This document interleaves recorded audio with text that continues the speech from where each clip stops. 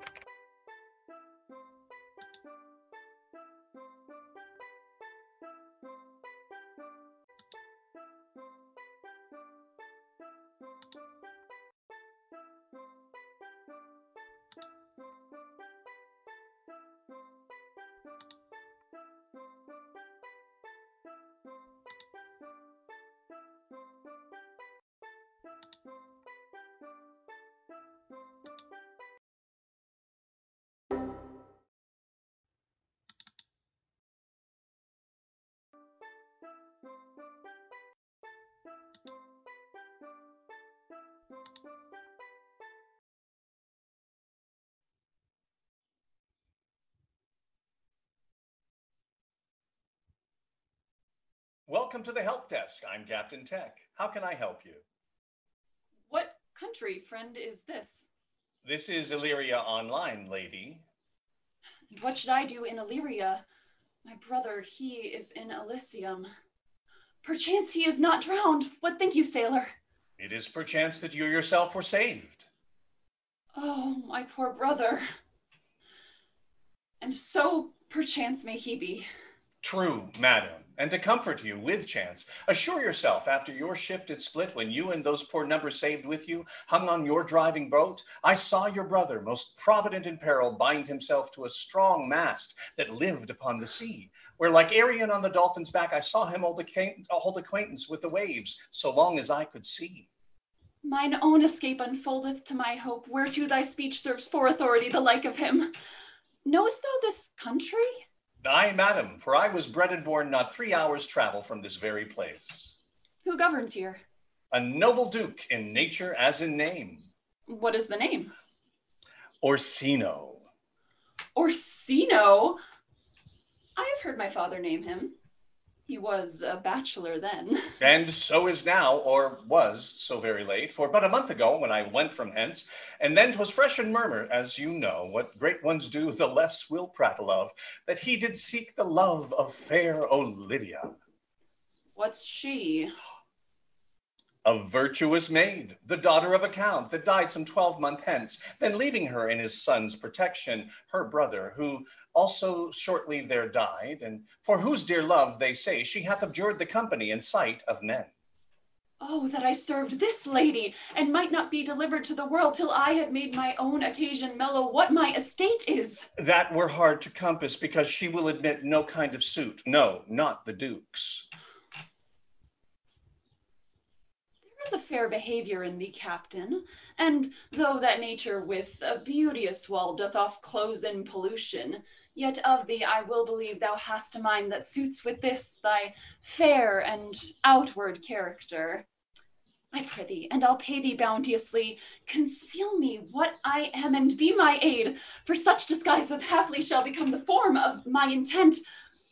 I'll serve this duke. Thou shalt present me as a eunuch to him. It may be worth thy pains, for I can sing and speak to him in many sorts of music that will allow me very worth his service. What else mayhap? To time I will commit. Only shape thou thy silence to my wit. Be you his eunuch, and your mute I'll be. When my tongue blabs, then let my eyes not see.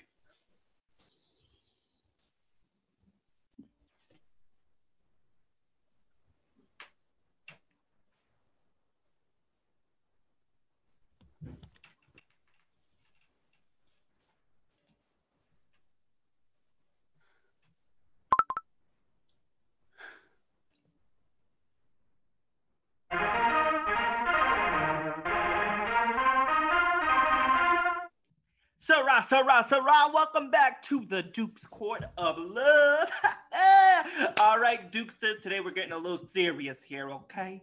Listen, if music be the food of love, play on! Give me excess of it, that surfeiting the appetite we sicken and so die. Ooh, hey, that strain again. Hey, that strain again. Hey, it had a dying fall that came over my ear like the sweet sound that breathes upon the bank of violets, stealing and giving odor. Ooh, enough. No more. 'Tis not so sweet as it was before. Ooh, spirit of love, how quick and fresh art thou, that notwithstanding receiveth as the sea, not enters there of what validity and pitch soever, but falls into abatement and low price even in a minute. So full of shapes is fancy that it alone is high fantastical. All right, let's see what we got here, Dukesters. Let's see, at Dudes for Duke. Oh. Okay, I ain't mad. At Dudes for Duke asks, what do you like about Olivia? Ho, ho, ho, ho, ho, ho! When mine eyes first seen Olivia, methought she purged the air of pestilence. That instant I was turned into a hart, and my desires, like fell, cruel hounds, ever since pursue me. Oh, hey, Valentine, update on Olivia. So please, my lord, I might not be admitted. But from her handmaid do return this answer. The element itself, till 7 years' heat, shall not behold her face at ample view. But like a cloisteress, she will veiled walk and water once a day her chamber round with eye-offending brine. All this to season a brother's dead love, which she would keep fresh and lasting in her sad remembrance. She that had a heart of that fine frame to pay this debt of love to a brother? Ha! How will she love when the rich gold shafts have killed the flock of all affections else that live in her? When liver, brain, and heart, these sovereign thrones are all supplied, and filled her sweet perfections with one self-kin? Away before me the sweet bed of flowers, love thoughts lie rich when canopied with bowers.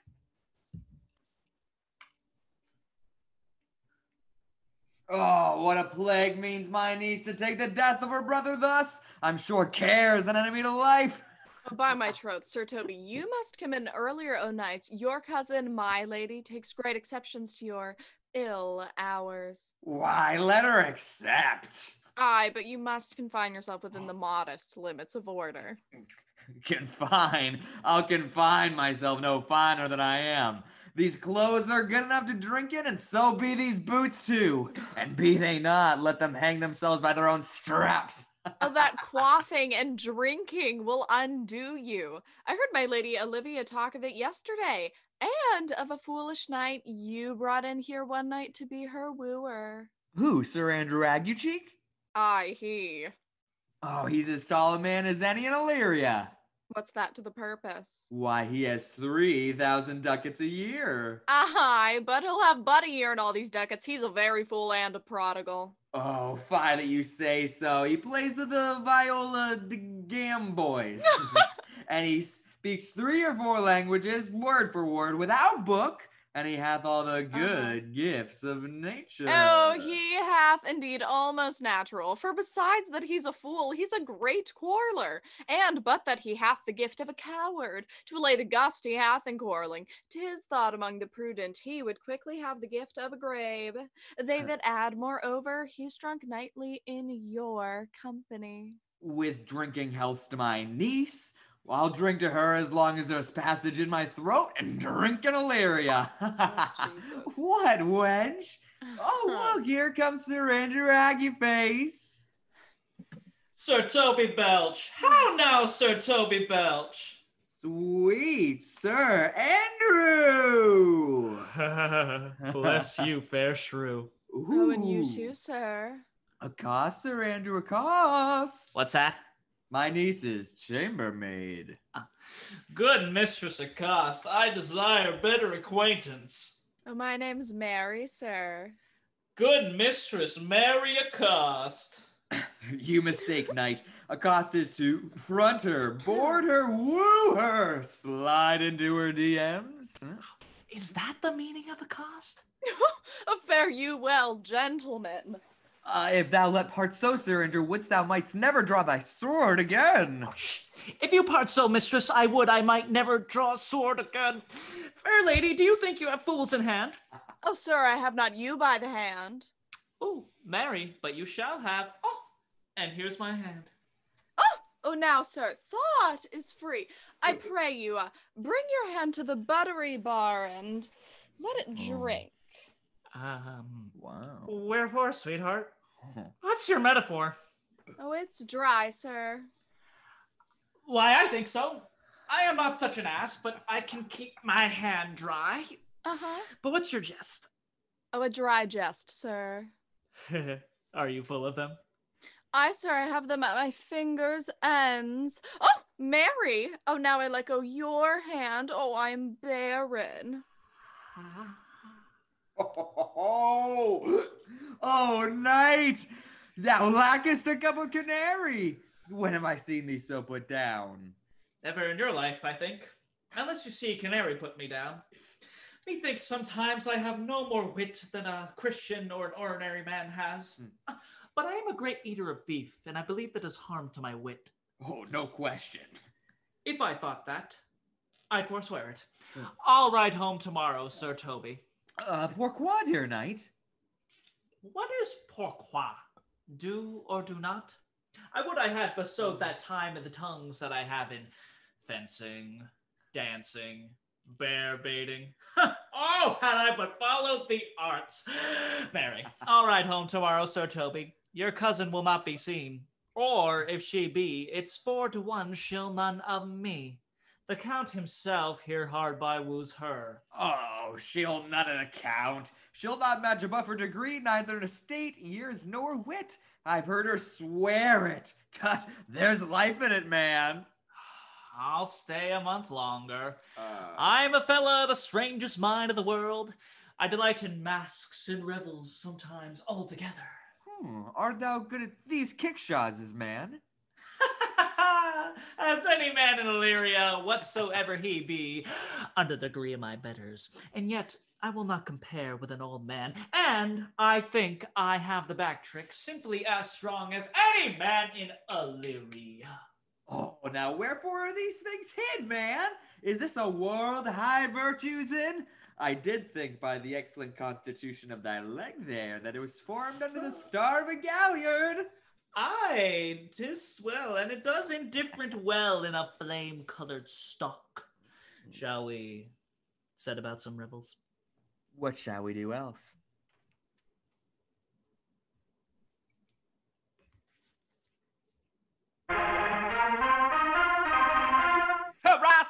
Sarah. Hey, welcome back to the Duke's Court of Love. Today we've got ourselves a very new but very, very dear friend, Cesario. I've known thee but 3 days, and already you are no stranger here. Thou knowest no less but all. I have unclasped to thee the book even of my secret soul. Therefore, good youth, address thy gate unto her.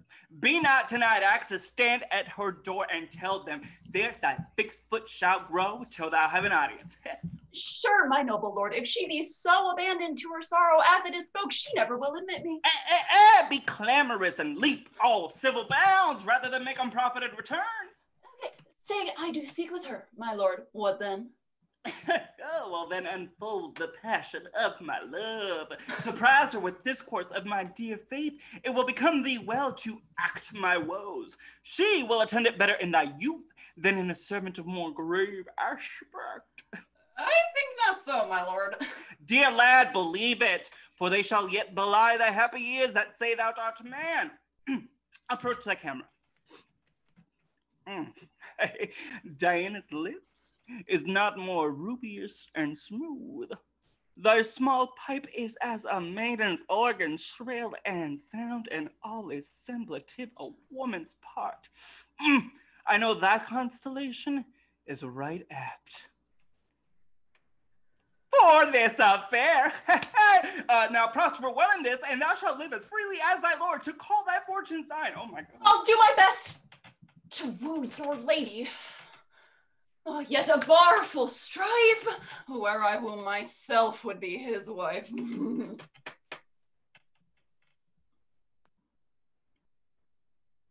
Nay, either tell me where thou hast been, or I will not open my lips so wide as a bristle may enter a way of thy excuse.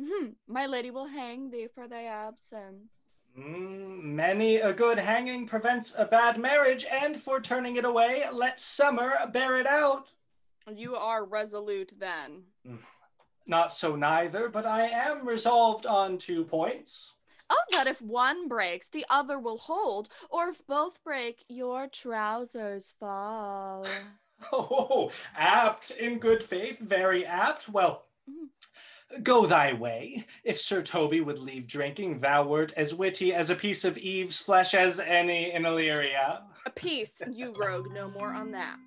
Oh, here comes my lady. Make your excuse wisely, you were best. Wit, and it be thy will, put me into good fooling. Those wits that think they have thee do very oft prove fools, and I, that I am sure I lack thee, may pass for a wise man. For what says Quinapolis? Better a witty fool than a foolish wit. Oh, God bless thee, lady. Take the fool away. Oh, do you not hear, fellows? Take away the lady.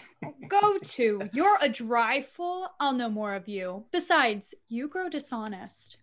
Oh, 2 faults, Madonna, that drink and good counsel will amend. For give thy dry fool a drink, then is the fool not dry. Bid the dishonest man mend himself. If he mend, he is no longer dishonest. If he cannot, then let the botcher mend him. Anything that is mended is but patched, and virtue that transgresses is but patched with sin, and sin that amends is but patched with virtue. If that this simple syllogism will serve, so, if it will not, what remedy? As there is no true cuckold but calamity, so beauty is a flower. Oh, Mother Nature's aromas never fail. Well, the lady said, take away the fool. Therefore, I say again, take her away. Sir, I bade them take away you. Oh, misprison in the highest degree. Good Madonna, give me leave to prove you are a fool. Oh, can you do it? Dexterously, good Madonna. Make your proof. I must query you for it, Madonna. Good my mouse of virtue, answer me. Well, sir, for want of other idleness, I'll bide your proof. Good Madonna.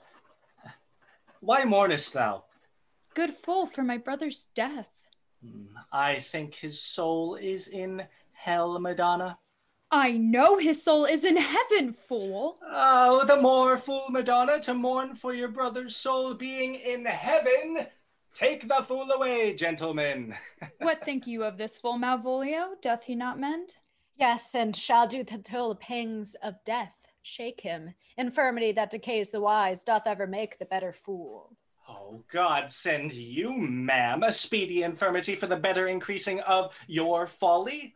Sir Toby will be sworn that I am no fox, but he will not pass his word for 2 pence that you are no fool. Oh, how say you to that, Malvolio? I marvel your ladyship takes delight in such a barren rascal. I saw him put down the other day with an ordinary fool that had no more brain than a stone. Oh, look you now, he's out of his guard already. Unless you laugh and minister occasion to him, he is gagged. I protest I take these wise men that crow so at these set kind of fools no better than the fools zanies. Oh, you are sick of self-love, Malvolio, and taste with a distempered appetite.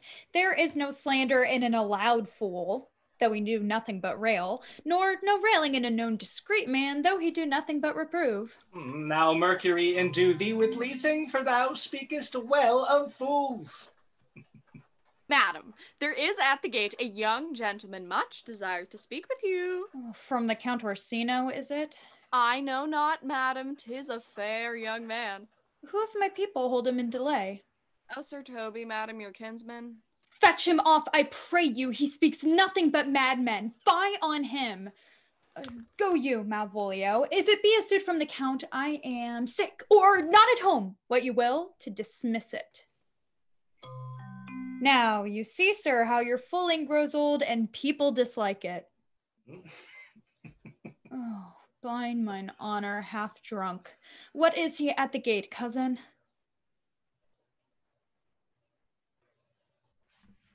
The gentleman here. A gentleman? What gentleman? 'Tis a gentleman. Oh, Plago, these pickled herring. Oh no, son. Good Sir Toby. Cousin, how have you come so early to this lethargy? Lechery? I defy lechery. There's a gentleman at the gate. Ay, Mary, what is he? Oh, let him be the devil be care. I care not. Give me faith, say I. It's all one. What's a drunken man like, fool? Like a drowned man, a fool, and a madman. One draught above heat makes him a fool, the second mads him, and the third drowns him. He is the third degree of drink. He's drowned. Go look after him. Oh, he is but mad yet, Madonna, and the fool shall look to the madman. Madam, yon young fellow swears he will speak to you. I told him you were sick. He takes on him to understand so much and therefore comes to speak with you. I told him you were asleep. He seems to have a foreknowledge of that too, and therefore comes to speak with you. What is to be said to him, lady? He's fortified against any denial. Oh, what kind of man is he? Why, of mankind. What manner of man? Of a very ill manner. He'll speak with you, will you or no? Of what personage in years is he? Not yet old enough for a man, nor young enough for a boy, as a squash is before 'tis a peas cod, or a codling when 'tis almost an apple. 'Tis with him in standing water between boy and man. He is very well favored, and he speaks very shrewishly. One would think his mother's milk were scarce out of him.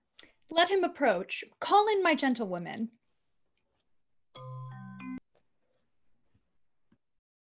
Well, once more, hear Orsino's embassy.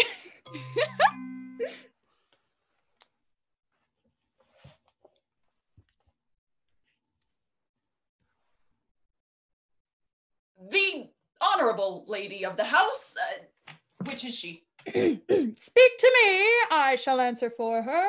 Your will. Most radiant, exquisite, and unmatchable beauty. I pray you tell me if this be the lady of the house, for I never saw her. I would be loath to cast away my speech, for besides that it is excellently well penned, I have taken great pains to con it. Good beauties, let me sustain no scorn. I am very comfortable, even to the least sinister usage. Whence came you, sir? I can say little more than I have studied, and that question's out of my part. Good, gentle one, give me modest assurance if you be the lady of the house, that I may proceed in my speech. Are you a comedian? No, my profound heart, and yet by the very fangs of malice I swear I am not that I play. Are you the lady of the house?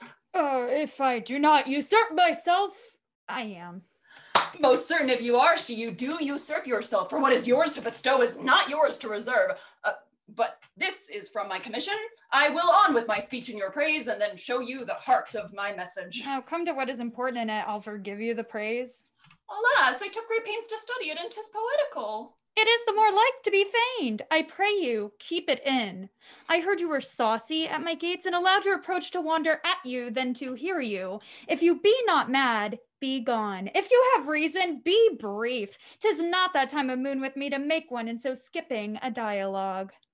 Will you hoist sail, sir? Here lies your way. No, good swabber, I am to hull here a little longer. Some mollification for your giant, sweet lady. Tell me your mind. It alone concerns your ear. I bear no overture of war, no taxation of homage. I hold the olive in my hand, my words as full of peace as matter. Yet you began rudely. What are you? What would you? The rudeness that hath appeared in me have I learned from my entertainment. What I am and what I would are as secret as maidenhead. To your ears, divinity. To any others, profanation. Give us the place alone. We shall hear this divinity. Now, sir, what is your text? Most sweet lady. Comfortable doctrine, and much may be said of it. Where lies your text? In Orsino's bosom. In his bosom? In what chapter of his bosom? To answer by the method, in the first of his heart. Oh, I have read it. It is heresy. Have you no more to say? Good madam, let me see your face. Have you any commission with your lord to negotiate with my face? You're now out of your text, but we will draw the curtain and show you the picture. Look you, sir, such a one I was this present. Is it not well done? Excellently done. If God did all. 'Tis ingrained, sir. 'Twill endure wind and weather. 'Tis beauty truly blent, whose red and white nature's own sweet and cunning hand laid on. Lady, you are the cruelest she alive if you will lead these graces to the grave and leave the world no copy. Oh, sir, I will not be so hard-hearted. I will set out divers schedules of my beauty. It shall be inventoried, and every particle and utensil labeled to my will as item, 2 lips, indifferent red. Item, 2 gray eyes with lips to them. Item, 1 neck, 1 chin, and so forth. Were you sent hither to praise me? I see what you are. You are too proud. But though you were the devil, you are fair. My lord and master loves you. Oh, such love could be but recompense, though you were crowned the nonpareil of beauty. How does he love me? With adorations, fertile, tears with groans that thunder love, with sighs of fire. Your lord does know my mind. I cannot love him, yet I suppose him virtuous, know him noble, of great estate, of fresh and stainless youth, and in voices well divulged, free, learned, and valiant, in the dimension and shape of nature, a gracious person, yet I cannot love him. He may have took his answer long ago.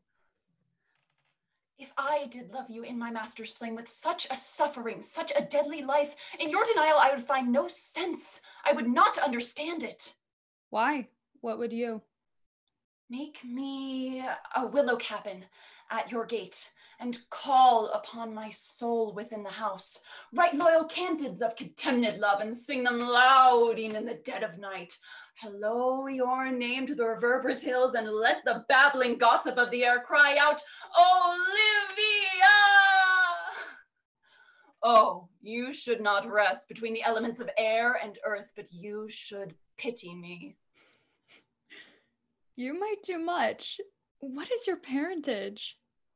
Above my fortunes, yet my state is well. I am a gentleman. Get you to your lord. I cannot love him. Let him send no more. Unless, perchance, you come to me again to tell me how he takes it. Very well. I thank you for your pains. Spend this for me. I am no feed post, lady. Keep your purse. My master, not myself, lacks recompense. Love make his heart a flint that you shall love, and let your fervor, like my master's, be placed in contempt. Farewell, fair cruelty. Oh, what is your parentage? Above my fortunes, yet my state as well. I am a gentleman. I'll be sworn thou art. Thy tongue, thy face, thy limbs, thy actions and spirit do give thee a fivefold blazon. Oh, not too fast. Soft, soft. Unless the master were the man. How now, even so quickly may one catch the plague? Methinks I feel this youth's perfections in an invisible and subtle stealth to creep in at mine eyes. Well, let it be. What ho, Malvolio? Here, madam, at your service. Go after the same peevish messenger. The county's man, he left this ring behind him. What I, or not, I'll have none of it. Desire him not to flatter with his lord, or hold him up with hopes. I'm not for him. And if this youth will come this way tomorrow, I'll give him reason for it. Hide thee, Malvolio. Madam, I will. I do, I know not what, and fear to find mine eyes too great a flatterer for my mind. Fate, show thy force. Ourselves we do not owe. What is decreed must be, and be this so.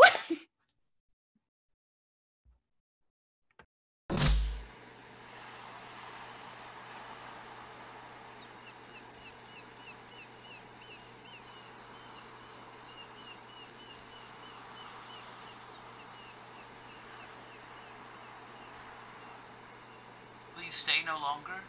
Nor will you not that I go with you? By your patience, no. My stars shine darkly over me. The malignancy of my fate might perhaps distemper yours. Therefore I shall crave of you your leave that I may bear my evils alone. It were a bad recompense for your love to lay any of them on you.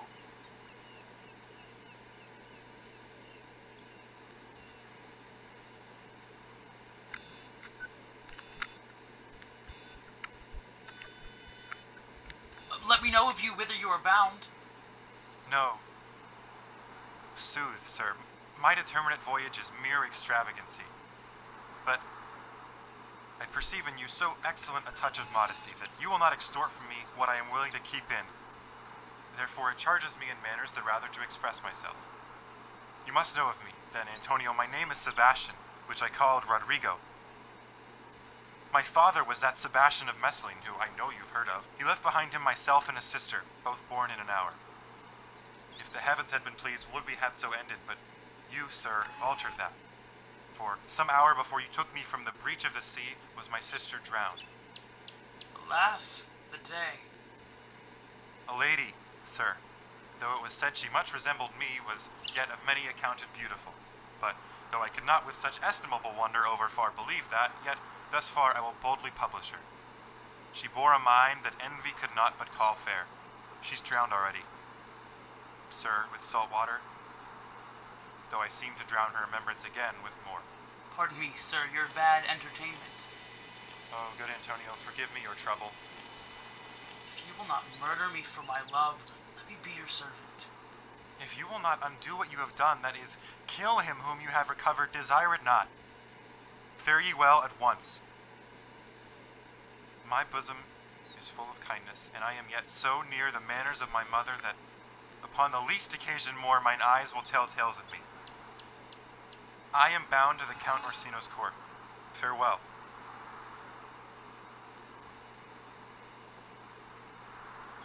The gentleness of all the gods go with thee. I have many enemies in Orsino's court, else would I very shortly see thee there. But come what may, I do adore thee so that danger shall seem sport, and I will go.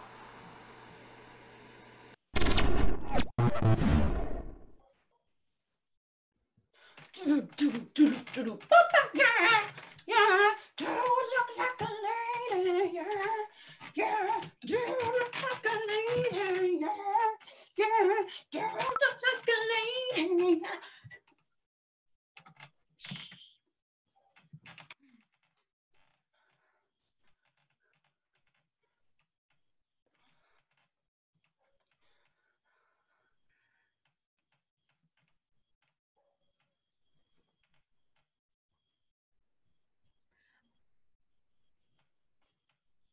We're not you even now with the Countess Olivia? Even now, ma'am. She returns this ring to you, sir. You might have saved me my pains to have taken it away yourself, she adds. Moreover, that you should put your lord into a desperate assurance she will none of him. And one thing more, that you be never so hardy to come again in his affairs, unless it be to report your lord's taking of this. Receive it so. She took the ring of me, I'll none of it. Come, sir, you peevishly threw it to her, and her will is it should be so returned, if it be worth clicking on. There lies in your eye, if not, be it his that finds it.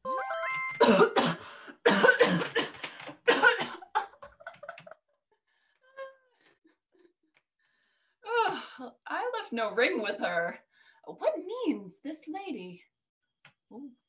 Fortune forbid my outside have not charmed her. She made good view of me. Indeed, so much that sure methought her eyes had lost her tongue, for she did speak and starts distractedly.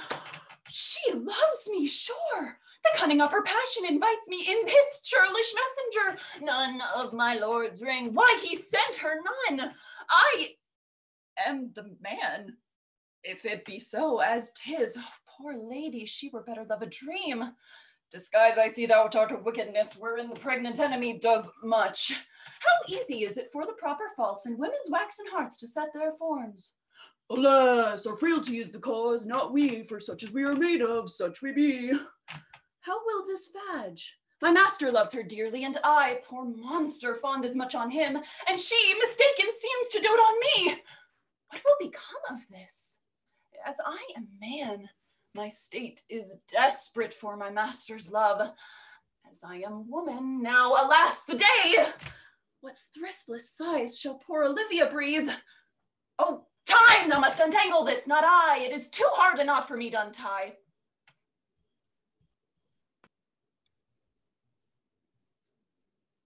Approach, Sir Andrew, approach. To be to bed after midnight is to be betimes. Nay, to be up late is to be up late.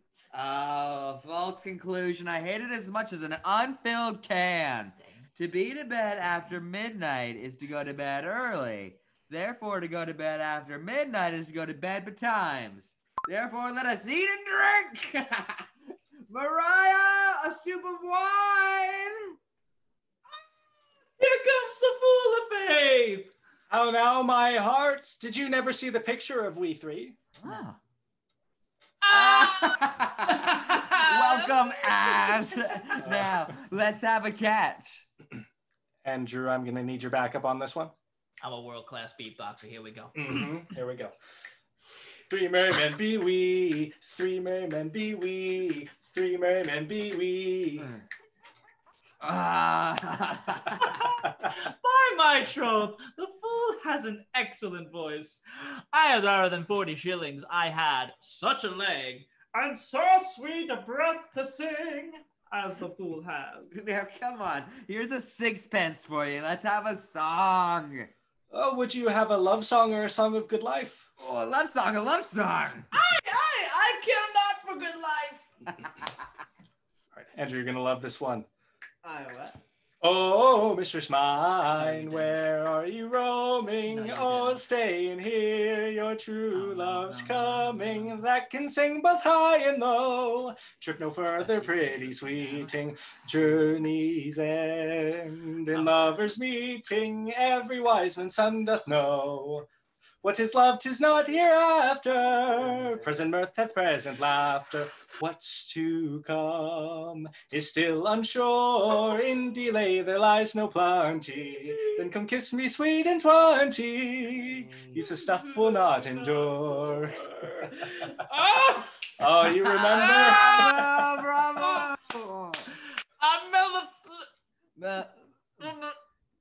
Maleficent. Mellifluous voice, as I am true knight. But shall we make the welkin dance, boys? Shall we rouse the night owl in a catch that will steal 3 souls from one weaver? Shall we do that? And you love me? Let's do it. I am dog, I'm a catch. Oh, Ooh. by your lady, sir. And some dogs will catch well. Oh, most certain. Let our catch be thou knave. Oh, hold thy peace, thou knave, knight. I shall be constrained in it to call thee a knave, knight. 'Tis not the first time I've constrained one to call me knave. Begin, fool. It begins, hold thy peace. I shall never begin if I hold my peace. Good, Faith. Begin. Hold thy peace. Okay. Hey, kids, shake and loose together. The spotlight's in something that's been known to change the weather. We'll kill the fatted calf tonight, so stick around. You're gonna hear electric music, solid walls of sound. Oh, Benny and Rowan, never seen them yet. Oh. But the What so a space- caterwauling do you keep here? If my lady have not called up her steward Malvolio and bid her turn you out of doors, never trust me. Oh, Malvolio's a beggar, Ramsey, and 3 merry men be we. Am I not her Congeniality? I'm a Sagittarius, Andrew, but am I not Malvolio's blood? Tilly Valley, lady. So Toby and Festive, have you seen him yet? Oh, but they're so spaced out. Benny and the Jets. Oh, beshrew me. The knight is an admirable fooling. Aye, he does well enough if he be disposed. He does it with a better grace, but I do it more natural. Benny! Oh, for the love of God, peace. My masters, are you mad, or what are you? Have ye no wit, manners, nor honesty than to gabble like tinkers at this time of night? Do ye make an alehouse of my lady's house that ye squeak out your coziers' catches without any mitigation or remorse of voice? Is there no respect of place, persons, nor time in you? We did keep time, lady, in our catches. Snack up. Sir Toby, I must be round with you. My lady bade me tell you that though she harbors you as her kinsman, she's nothing allied to your disorders. If you can separate yourself and your misdemeanors, you are welcome in the house. If not, and it would please you to take leave of her, she is very willing to bid you farewell. Yes, Benny! Nay, good Sir Toby. This is much credit to you. Oh, art thou more than a steward, Malvolio? Dost thou think thou art more virtuous? There shall be no more cakes and ale. Maia, a stoup of wine? Mistress Mary, if ye prize my lady's favor at anything more than contempt, you would not give means for this uncivil rule. She shall know of it by this hand. Go shake your ears. Twere as good a deed to drink when a man's a-hungry, to challenge her in the field, and to make a fool of her. Oh, do it, knight. I'll write thee a challenge. Or I'll deliver thy indignation by word of mouth. Sweet Sir Toby, be patient for tonight. Since the youth of the counts was today with thy lady, she is much out of quiet. For Madame Malvolio, let me alone with her. If I do not gull her into a byword and make her a common recreation, do not think I have wit enough to lie straight in my bed. I know I can do it. Possess us, tell us something of her. Yeah. Oh, Mary, sir, sometimes she's a kind of Puritan. If I thought that, I'd beat her like a dog. What? Oh, for being a Puritan, thy exquisite reason, dear knight. I have no exquisite reason for it. But I have reason enough.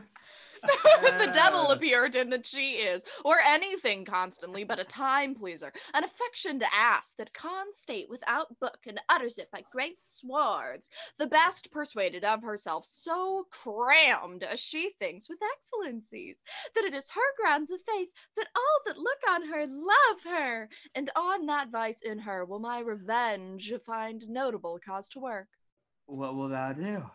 I will drop in her way some obscure epistles of love, wherein, by the color of her hair, the shape of her leg, the manner of her gait, the expression of her eye, forehead, and complexion, she shall find herself most feelingly personated. I can write very like my lady, your niece. On a forgotten matter, we can hardly make distinction of our hands. Oh, I smell a device. I have it in my nose too. She shall think that the note that thou will write will come from my niece, and that she's in love with her. And my purpose is indeed a horse of that color, yes. And now your horse would make her an ass. Oh, ass, I doubt not. Oh, 'twill be admirable. Oh, Sport Royale, I warrant you. I know my physic will work with her. I will plant you two, and let the fool make a third, where she shall find the letter, observe her construction of it. For this night to bed and dream on the event. Farewell. I love you. Oh, before me, she's a good wench. Oh, she is a big old true brat and one that adores me. What is that? I was adored once too. Well, let's to bed tonight. Thou needst send for more money. If I cannot recover your niece, I am a foul way out. Send for money, knight. If thou have her not in the end, call me cut. If I do not, never trust me. Take it how you will. Well, come, I'll come burn some sack. It's too late for bed now. Come, knight, come, knight.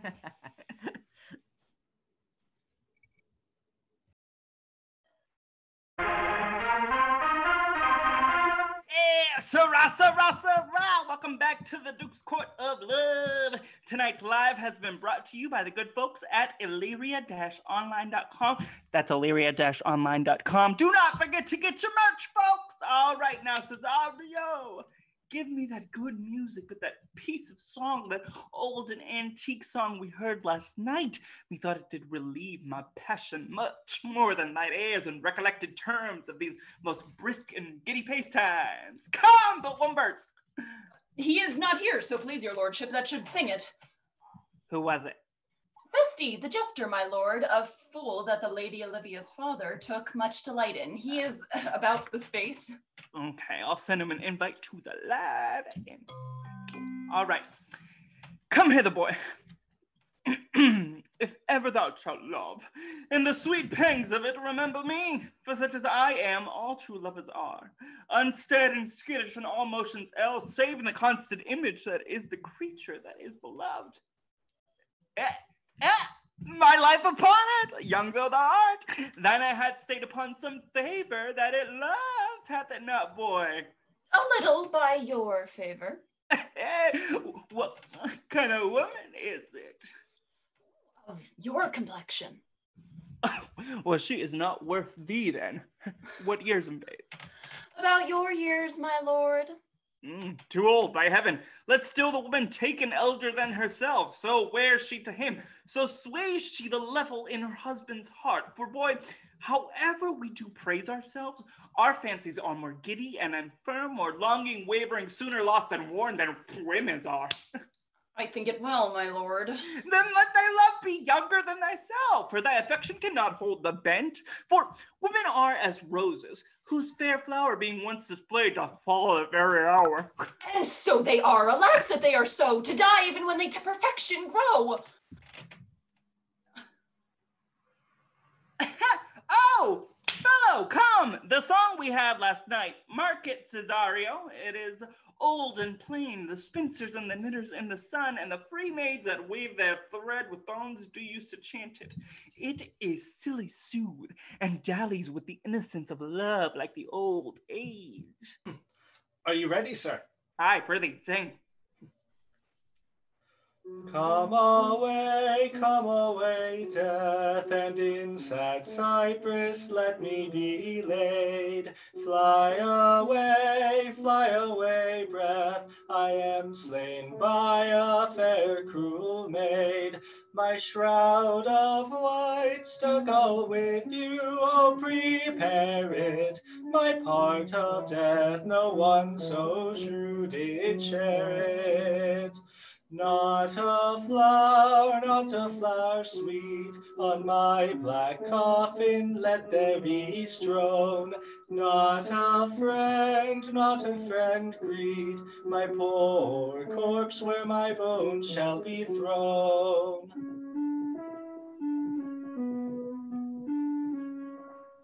A thousand sighs to save, oh lay me where my sad true lover never find my grave to weep there. Here's for thy pains. No pains, sir. I take pleasure in singing, sir. I'll pay thy pleasures then. Truly, sir, and pleasure will be paid one time or another. Give me now leave to leave thee. Once more, Cesario, get thee to yon same sovereign cruelty. Tell her my love more noble than the world prizes not quantities of dirty lands. The parts that fortune hath bestowed upon her, tell her I hold as giddily as fortune, but 'tis that miracle and queen of gems that nature pranks her in attracts my soul. But if she cannot love you, sir? I cannot be so answered. Sooth, but you must! Say that some lady, as perhaps there is, hath for your love as great a pang of heart as you have for Olivia. You cannot love her. You tell her so. Must she not then be answered? There's no woman's side can buy the beating of so strong a passion as love doth give my heart. No woman's heart so big to hold so much. They lack retention. Alas, their love may be called appetite, no motion of the liver, but the palate that suffers a great climate and revolt. But mine is as hungry as the sea and can digest as much. Make no compare between the love a woman can bear and that I owe Olivia. Aye, but I know. What dost thou know? Too well what love women to men may owe. In faith, they are as true of heart as we. My father had a daughter, loved a man, as it might be, perhaps, were I a woman, I should your lordship. And what's her history? A blank, my lord. She never told her love, but let concealment, like a worm in the budge, feed on her damask cheek. She pined in thought, and with a green and yellow melancholy, she sat like Patience on a monument, smiling at grief. Was not this love indeed? Women may say more, swear more, but indeed our shows are more than will, for still we prove much in our vows, but little in our love. But, died thy sister of her love, my boy? All the daughters of my father's house, and all the brothers too, and yet I know not. Sir, shall I to this lady? Hey, aye, prithee, that is the theme.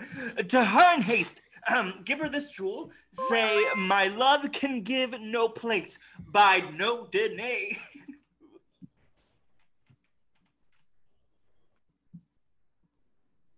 Come thy way, Sir Andrew.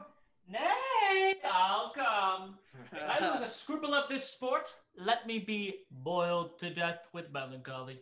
Wouldst thou not be glad to have the dog Malvolio come by some notable shame, Sir Andrew? Oh, I would exalt, man. We shall fool her black and blue, shall we not? And we do not. It is a pity of our lives.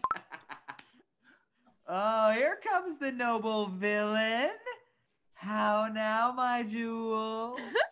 Get ye all three into the position. Malvolio has been yonder in the glass, practicing behavior to her own shadow this half hour. Ugh.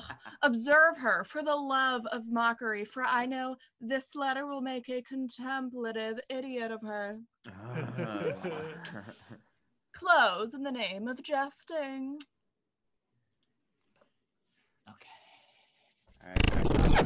Access granted. It is but fortune, all is fortune.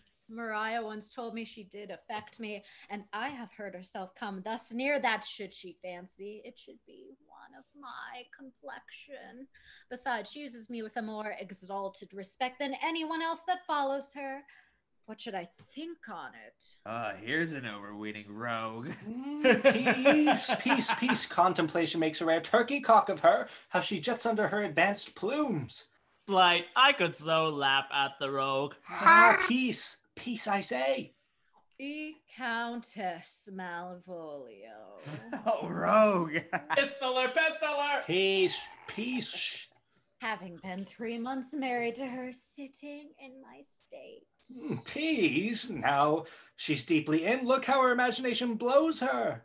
Calling my officers about me in my branched velvet gown, having come from a day bed where I left Olivia sleeping.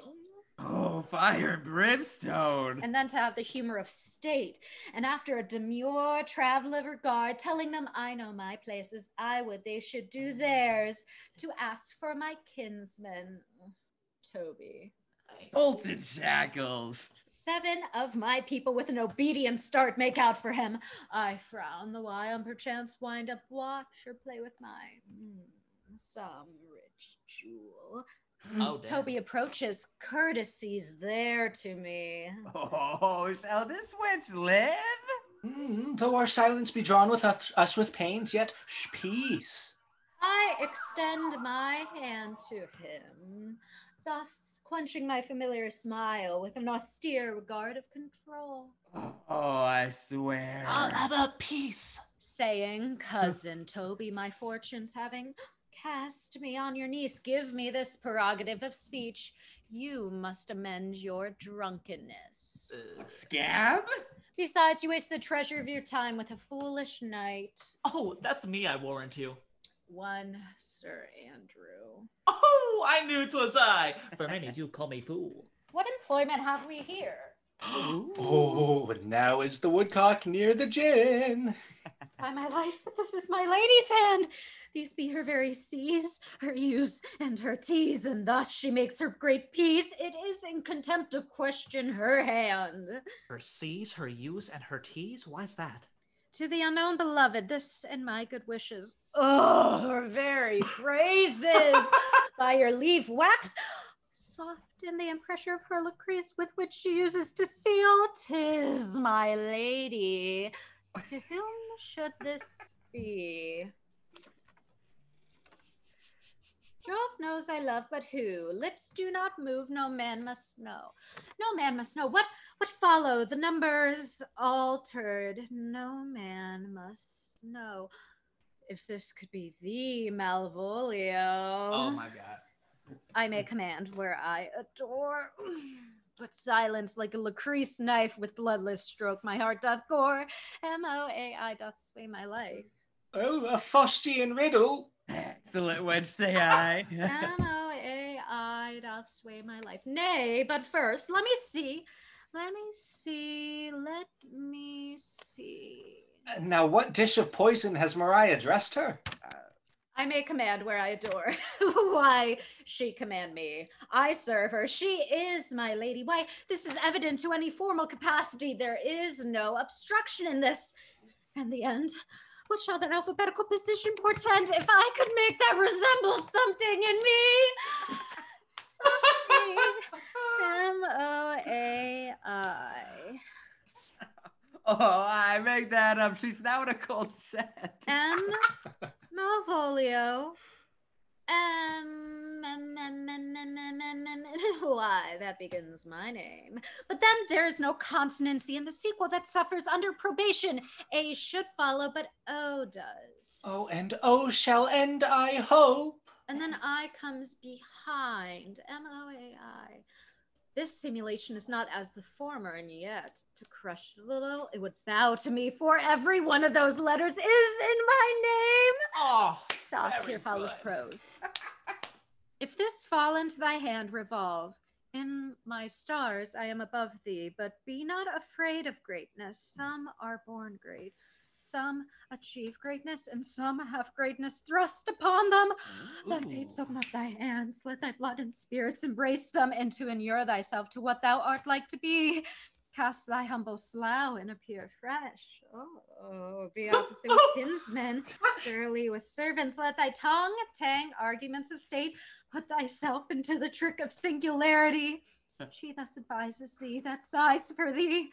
Remember who commanded thy yellow stockings. I wish to see thee ever cross-gartered. I say remember. Go to, thou art made, if thou desirest to be so.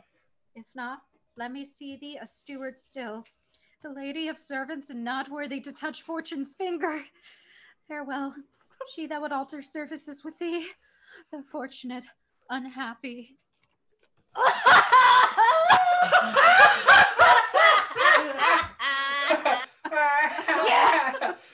Oh my God.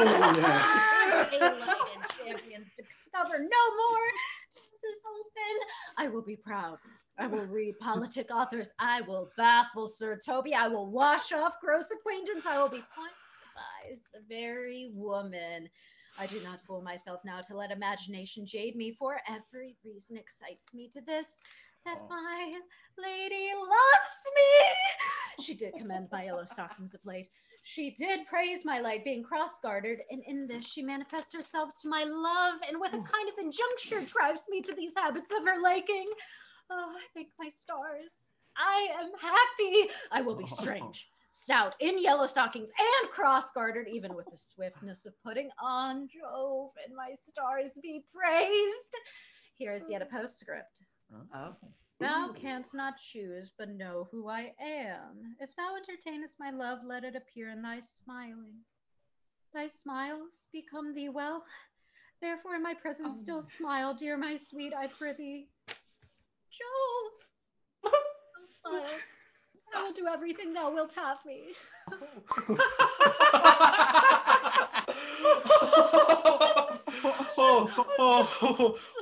I will not give my part of this sport for a pension of thousands to be paid from the Sophie. I could marry this wench for this device. So could I too. And ask no other dowry from her but just such another jest. Nor I neither. Oh, here comes the noble gull catcher. Why, thou hast put her in such a dream that when the image of it leaves her, she will run mad. Nay, but say true, does it work upon her? Oh, like sweets with a child. If you will then see the fruits of the sport, mark her first approach before my lady. She will come to her in yellow stockings, and 'tis a color Olivia abhors, and cross-gartered, a fashion she detests. And Malvolio will smile upon her, which will now be so unsuitable to Olivia's disposition, being addicted to a melancholy as she is, that it cannot but turn her into a notable contempt. If you will see it, follow me. Oh, to the gates of hell, thou most excellent devil of wit. I'll make one too.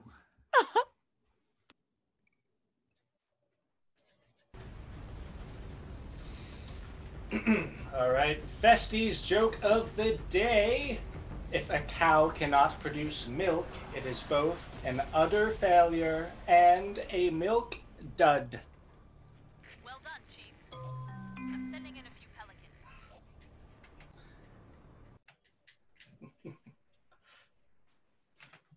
Art not thou the Lady Olivia's fool? No, indeed, sir. The Lady Olivia has no folly and will keep no fool, sir, until she be married. And fools are as husbands as pilchards are to herrings. The husband's the bigger.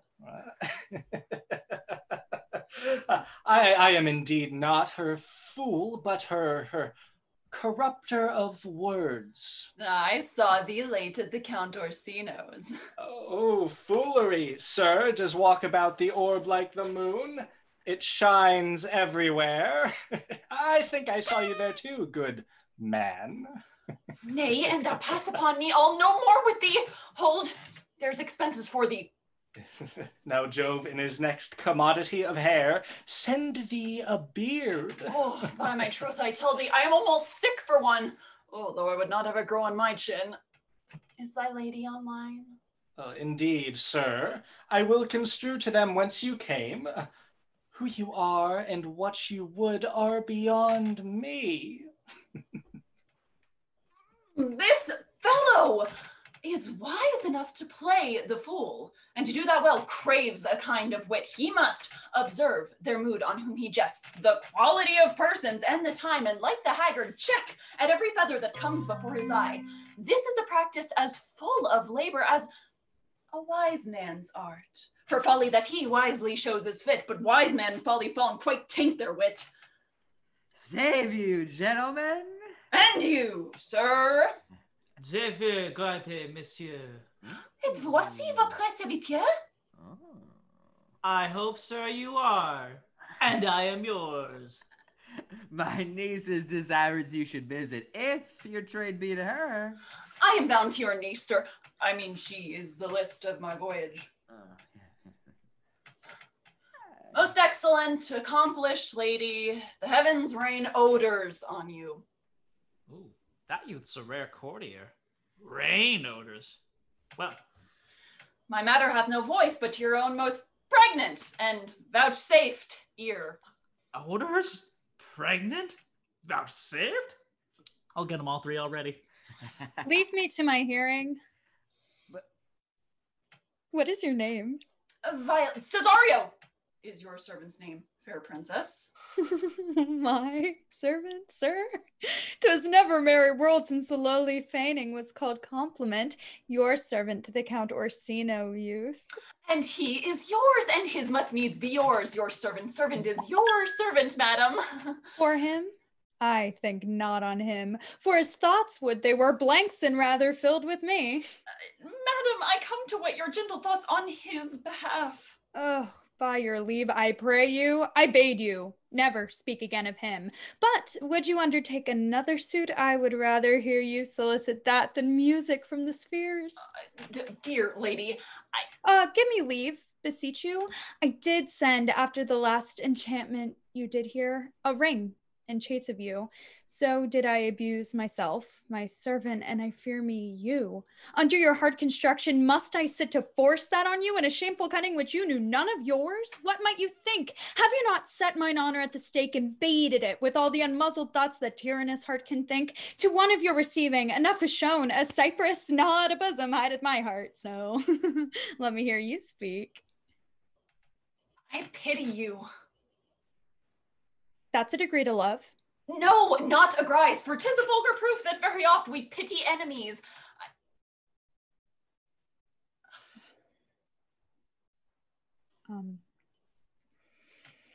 Why then, methinks 'tis time to smile again. Oh, world, how apt the poor are to be proud. Oh, the clock abraids me with the waste of time. Be not afraid, good youth. I will not have you. And yet when wit and youth is come to harvest, your wife is alike to reap a proper man. There lies your way. Log off. Then westward ho. Grace and good disposition attend your ladyship. You'll nothing, madam, to my lord by me? Stay. I prithee, tell me what thou thinkest of me. That you do think you are, not what you are. If I think so, I think the same of you. Then think you right. I am not what I am. I would you were as I would have you be. Would it be better, madam, than I am? I wish it might, for now I am your fool. Oh, what a deal of scorn looks beautiful in the anger and contempt of his lip. A murderous guilt shows not itself more soon than love would seem hid. Love's night is noon. Cesario, by the roses of the spring, by maidenhood, truth, honor, and everything, I love thee so that maugre all thy pride, nor wit nor reason can my passion hide. Do not extort thy reasons from this cause, for that I woo, thou therefore hast no cause. But rather reason thus with reason fetter. Love sought is good, but given unsought better. By innocence, I swear, and by my youth, I have one heart, one bosom, and one truth, and that no woman has, nor never, none shall mistress be of it, save I, alone. And so, adieu, good madam, nevermore will I my master's tears to you deplore. Yet come again, for thou perhaps mayest move that heart, which now abhors to like is love.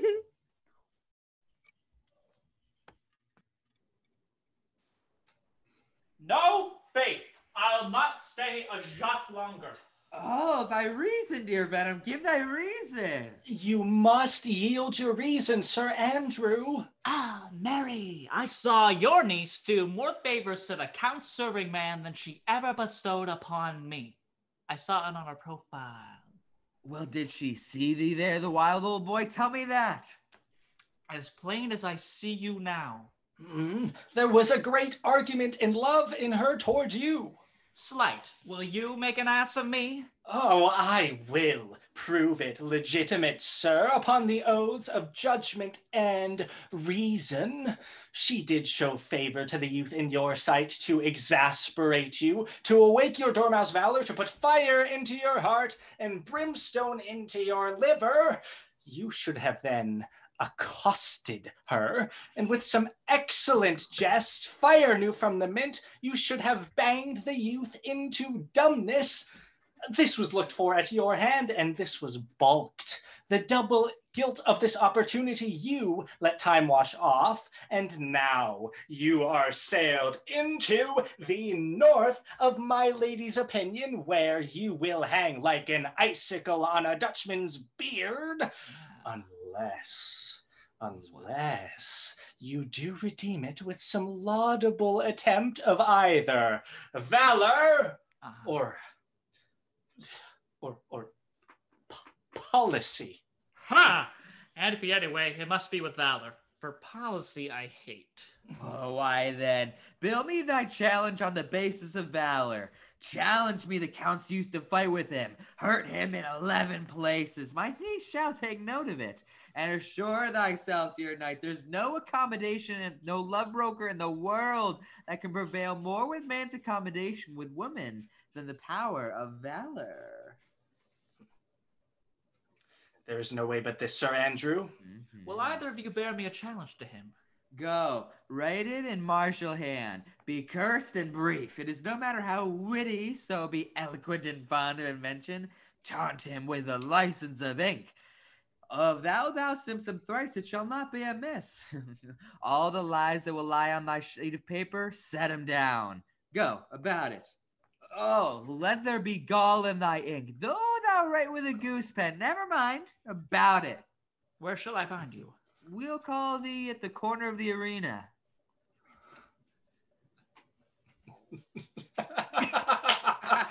The arena! That was good, bestie. Oh, it was Beard. really good. Oh, man. Oh, this is a dear mannequin to you, Sir Toby. Oh, I've been so dear to him, lad. Some 2,000 strong or so. Oh, we shall have a rare letter from him then. But you'll not deliver it. Oh, never trust me then. And by all means, stir upon the youth for an answer. For I think oxen and weighing rope cannot held these two together. Andrew, if he were opened and you find so much blood in him that would flood the foot of a flea, I'll eat the rest of the anatomy. And his opposite, the youth, bears in his visage no great presage of cruelty. Oh, look where the youngest run of 9 comes. If you desire the spleen and will laugh yourself into stitches, follow me. Yond gull Malvolio is turned heathen, a very renegado, for there is no Christian who means to be saved by believing rightly can ever believe such impossible passages of grossness. She's in yellow stockings. and cross-gartered. Oh, most villainously, like a pedant that keeps a school in the church. I have dogged her like her murderer. She does obey every point of the letter I dropped to betray her. Oh, you have not seen such a thing as 'tis. I can hardly forbear hurling things at her. Oh, I know my lady will strike her. If she do, Malvolio will smile and, take her for a great favor. God, bring us where she is.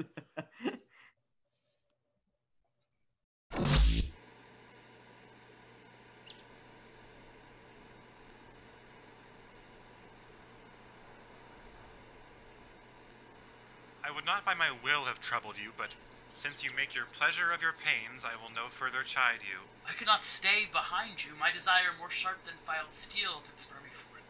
And not a love to see you, though so much as might have drawn one to a longer voyage, but jealousy what might befall your travel, being skilless in these parts which to a stranger, unguided and unfriended, often prove rough and unhospitable. My willing love, the rather by these arguments of fear, set forth in your pursuit. My kind Antonio, I can no other answer make but thanks, and ever thanks. And oft good turns are shuffled off with such uncurrent pay, but where my worth is as my conscience firm, you should find better dealing. What's to do? Shall we go see the relics of this town? Tomorrow, sir. best first go see your lodging. I'm not weary, and 'tis long tonight. I pray you, let us satisfy our eyes with the memorials and the things of fame that do renown this city. Would you pardon me, I do not without danger walk these streets. Once, amidst protests against the Count his men, I did some service of such note indeed that were I taken here, it would scarce be answered. Belike you slew great number of his people? The offense is not of such a bloody nature, albeit the quality of the time and quarrel might well have given us bloody argument. It might have since been answered in repaying what damage we did, which, for safety's sake, most of my comrades did. Only myself stood out, for which, if I be lapsed in this place, I shall pay dear. Do not then walk too open. It doth not fit me. Hold, sir, here's my purse. In the south suburbs at the Elephant is best to lodge. I will bespeak our diet, whilst you beguile the time and feed your knowledge with viewing of the town. There shall you have me. I'll be your purse bearer and leave you for an hour. To the Elephant. I do remember.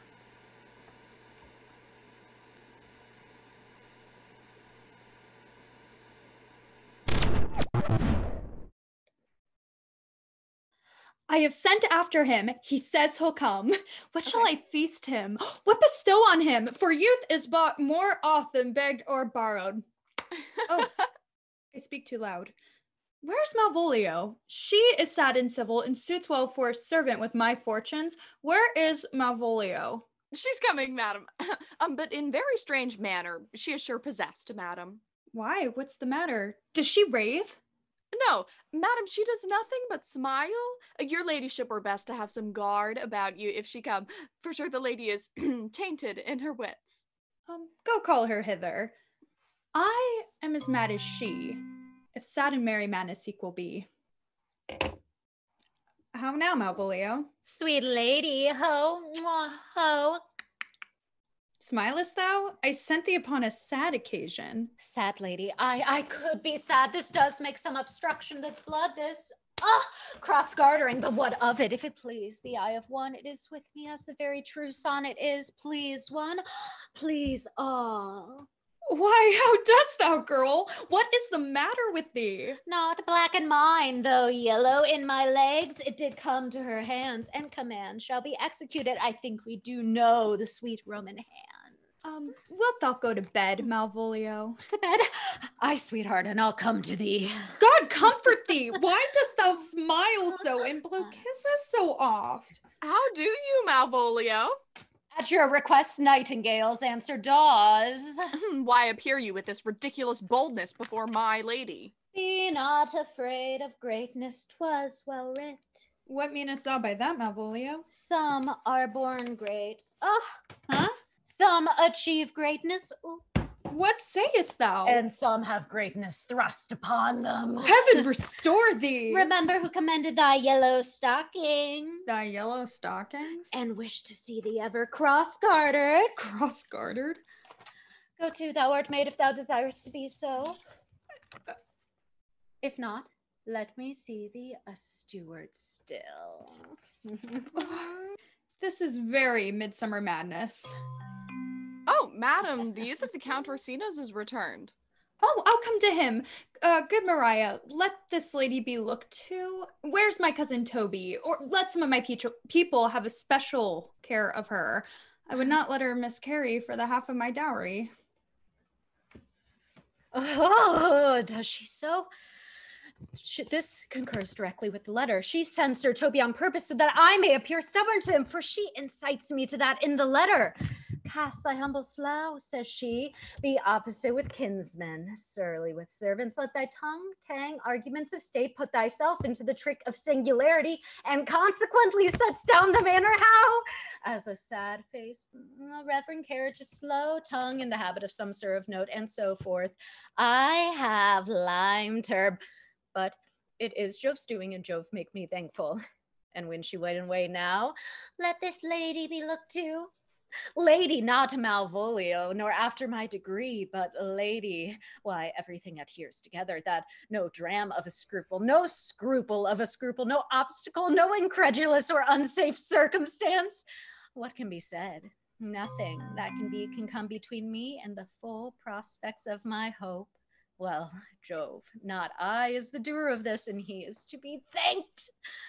Which way is she? In the name of sanctity, if all the devils possess her and Legion himself possesses her, I will speak to her. Oh, how is it with you, ma'am?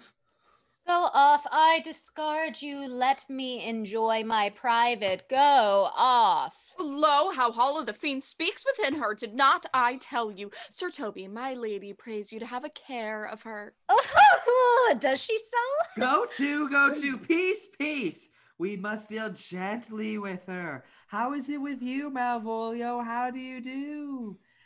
What, woman? 'Tis not consider the devil as the enemy to mankind. Do you know what you say?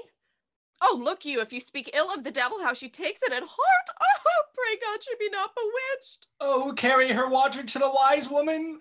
Oh, marry, sir, and it shall be done tomorrow morning if I live.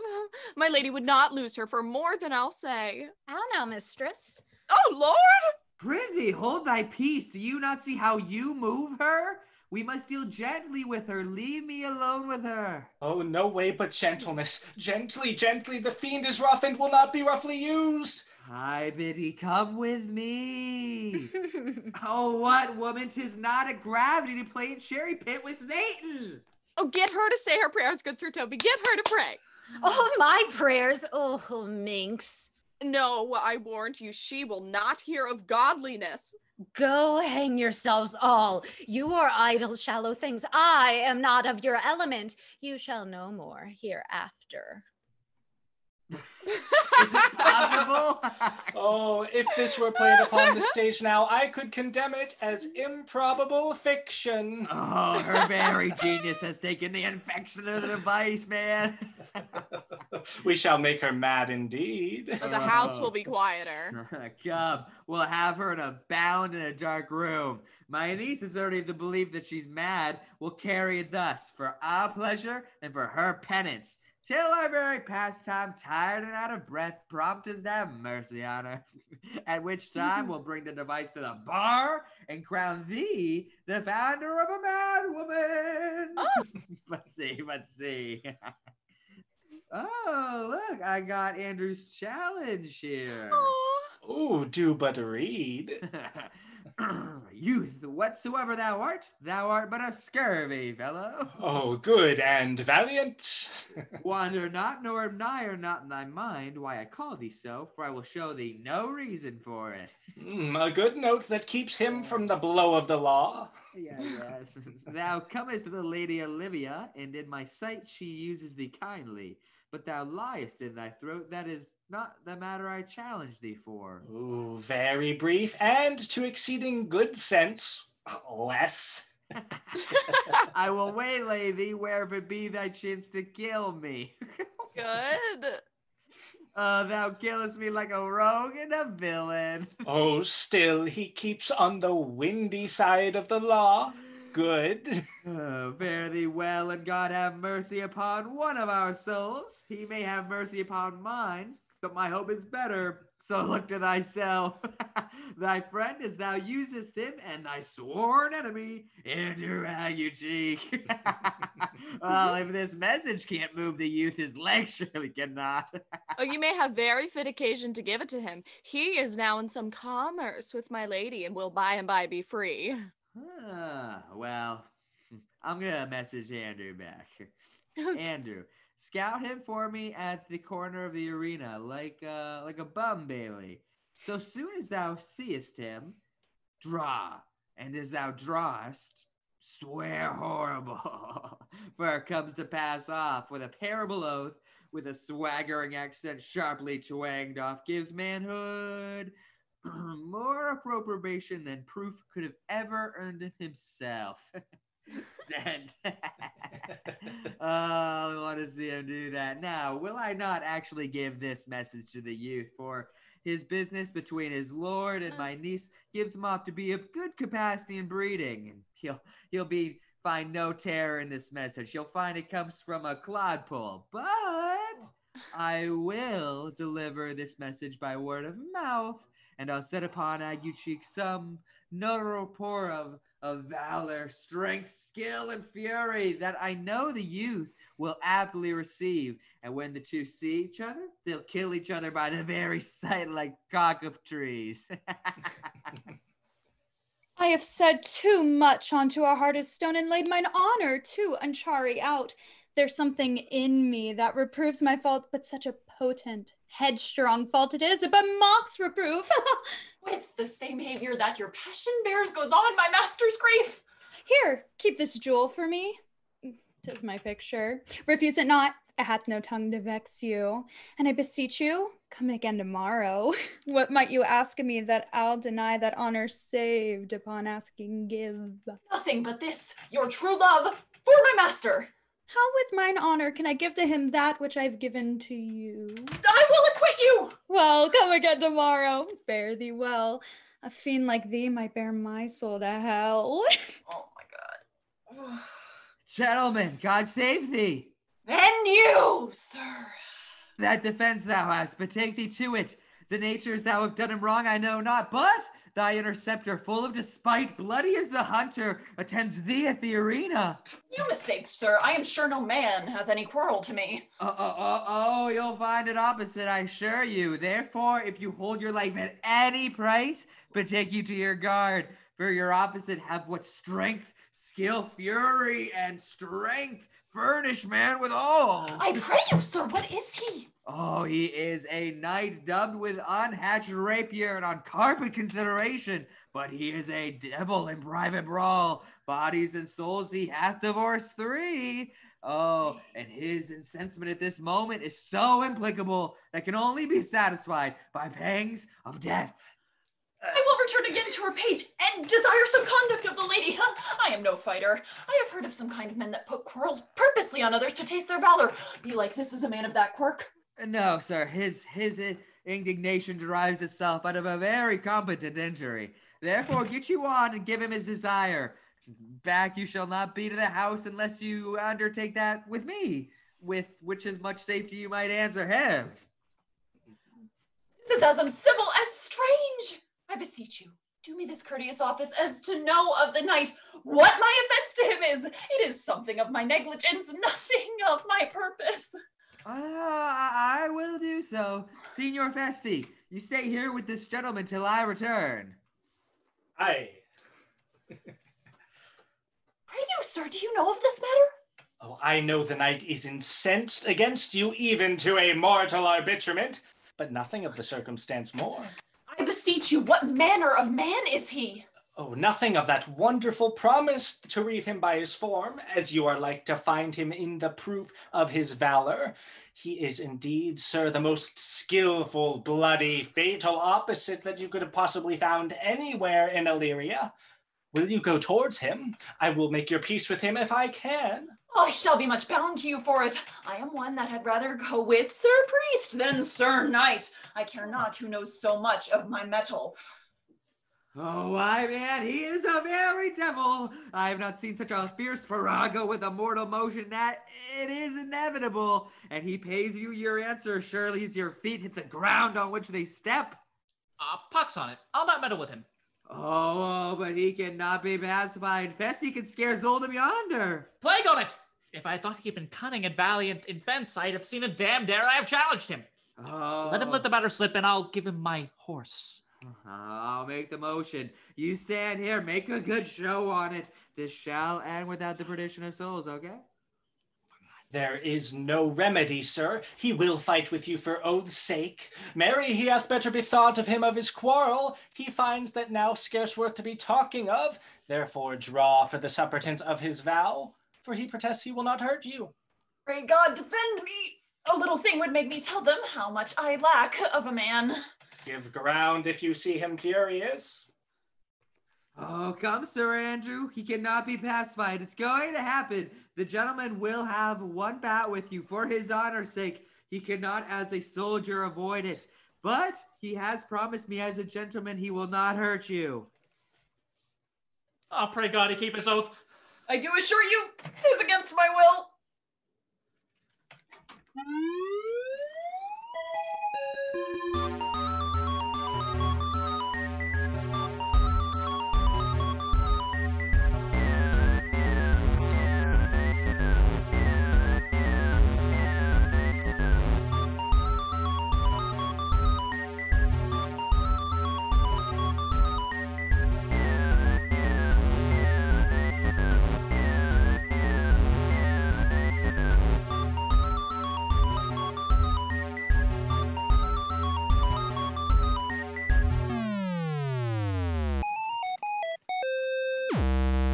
your hands. If this young gentleman has done offense, I take the fault on me. If you offend him, I for him defy you. You, sir, why, what are you? One, sir, that for his love dares yet do more than you have heard him brag you he will. Oh, nay, if you be an undertaker, I am here for you.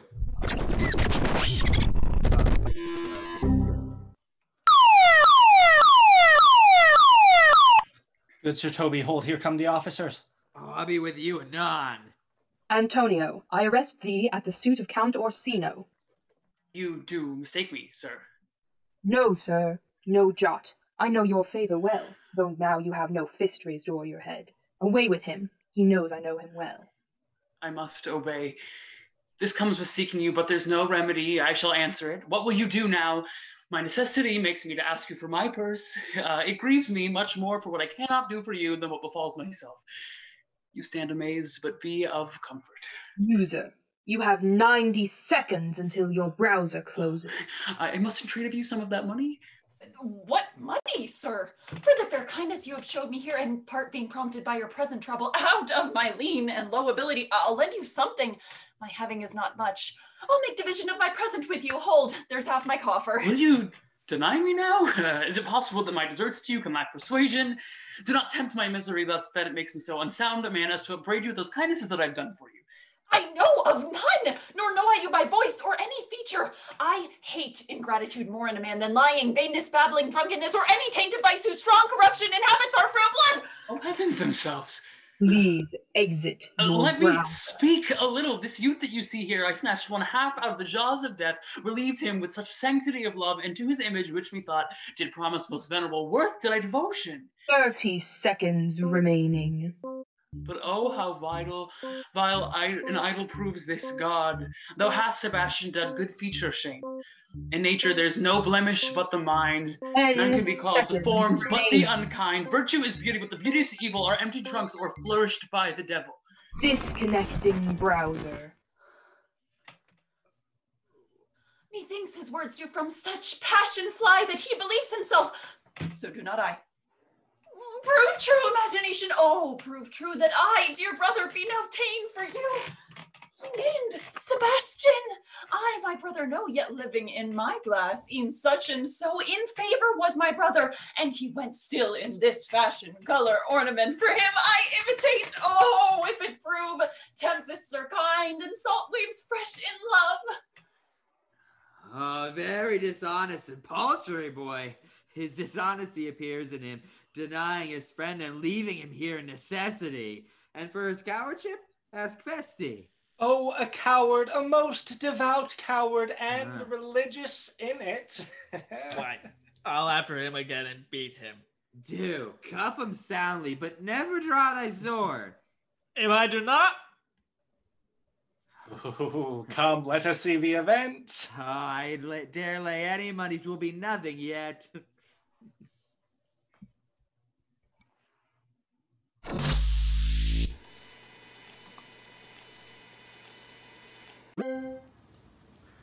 Will you make me believe that I am not sent for thee? Go to, thou art a foolish fellow. Let me be clear of thee. Well, held in faith? No, I do not know thee, nor was I not sent to thee by my lady to bid you speak with her, nor is your name Master Cesario, nor this is not my nose neither. Nothing that is so is so. I prithee, vent thy folly elsewhere, thou knowest not me. Vent thy folly? He has heard this word from some great man and applies it to a fool. Vent thy folly. I prithee now, ungird thy strangeness and tell me what I shall vent to thy lady. Shall I vent to her that thou art coming? I prithee, foolish Greek, depart from me. There is money for you. If you will tarry any longer, you shall have worse payment. Now, sir, have I met you again? There's for you. Are all the people mad? Well, there's for thee. And thee. And thee. Hold, sir, or I'll throw thy dagger over thy house. This I must tell my lady straight. Come on, sir, hold. Nay, let him alone. I'll go another way to work with him. I'll have an action of battery against him if there be any law in Illyria. Though I struck him first, yet it's no matter for that. I will be free from thee. What wouldst thou? If thou darest tempt me further, draw thy sword. What? Nay, then I must have an ounce or two of this malapert blood from you. Hold, Toby! On thy life I charge thee, hold! Madam! Will it be ever thus, ungracious wretch, fit for the mountains and barbarous caves where manners ne'er were preached, out of my sight? Be not offended, dear Cesario. I prithee, gentle friend, let thy fair wisdom, not thy passion, sway in this uncivil and thou unjust extent against thy peace. Go with me to my house, and hear thou there how many fruitless pranks this ruffian hath botched up, that thou thereby mayest smile at this. Thou shalt not choose but go. Do not deny. What relish is in this? How runs the stream? Or I am mad, or else this is a dream. Let fancy still my sense and lay thee steep. If it be thus to dream, still let me sleep. Nay, come, I prithee. Would thou'st be ruled by me? Madam, I will. Oh, say so, and so be.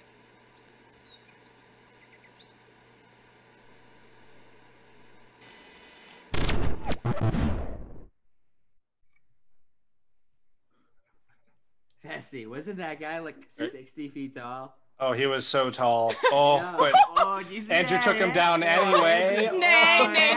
Nay, boys. But Malvolio. Okay, I prithee, put on a gown, and a beard. Make her believe thou art Sir Topus the curate. Oh, do it quickly. Oh, well, I will put it on and I will dissemble myself in it. I were the first to ever dissemble in such a gown. Oh, Joe, bless thee, Master Parson. Oh, Slantia, Sir Toby, for as the old hermit of Ireland, who very wittily once said to the niece of High King Brian Baru, that is. And so I, being Master Parson, am Master Parson, for what is that but that, and is but is? Yes, yeah. To her, Sir Topus. Oh, what ho I say, peace in this prison. Access granted. Who calls there? Sir Topaz the curate who comes to visit Malvolio the lunatic. Sir Topaz, good. Sir Topaz, go to my lady. Oh, out hyperbolical fiend! How vexest thou this woman? Talkest thou nothing but of ladies? Sir Topaz, there is never a woman thus wronged. Good Sir Topaz, do not think I am bad. They have laid me here in hideous darkness. Oh, fie, thou dishonest Satan! I call thee by the most modest of terms, for I am one of the gentle ones that would use the devil himself with courtesy. Sayest thou that house is dark? As hell, Sir Topaz. Mad woman, thou errest. I say there is no darkness but ignorance. I say this house is as dark as ignorance, though ignorance were as dark as hell. And I say there was never a woman thus abused. I am no more mad than you are. Make the trial of it in any constant question. Any question? What is the opinion of Pythagoras concerning wildfowl? That the soul of our grandam might happily inhabit a bird. What thinkest thou of his opinion? I think nobly of the soul, and no way approve his opinion. Fare thee well. Remain thou still in darkness. Thou shalt hold the opinion of Pythagoras ere I will allow of thy wits, and fear to kill a woodcock, lest thou dispossess the soul of thy grandam. Fare thee well. Sir Topaz? Sir Topaz! Oh, my most sexy wizard, Sir Topaz! Thou mightst have done this without thy gown and beard. She sees thee not. Oh, to her in thine own voice, and bring me word how thou findest her. I would we were well done with this knavery. If she may be conveniently delivered, I would she were, for now I am so far at a fence with my niece, I can no longer pursue this sport to the upshot with any amount of safety. Come by and by to my chamber, please. Ooh.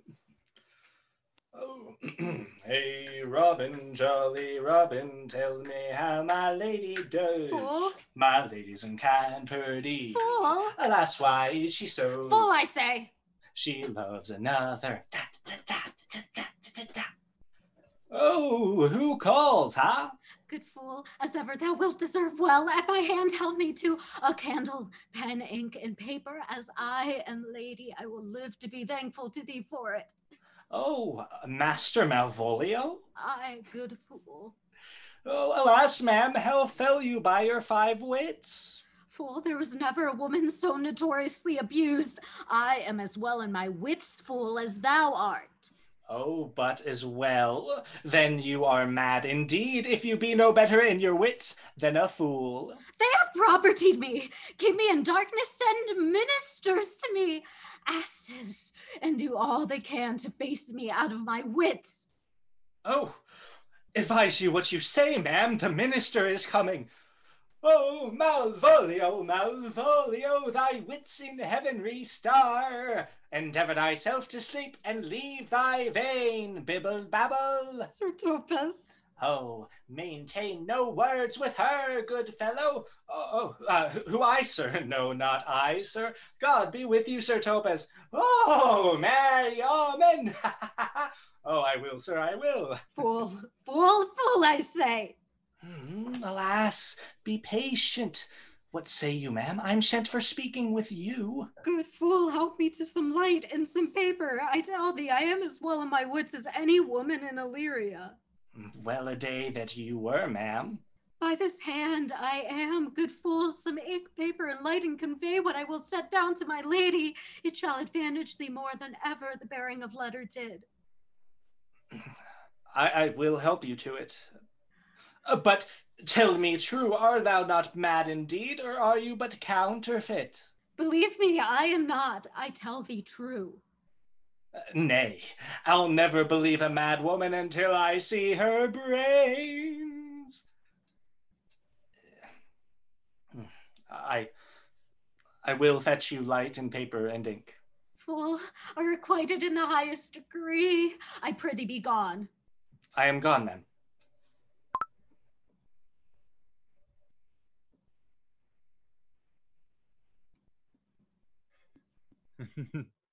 Oh. I gotta take this. I'll be right back. Hello? This is the air.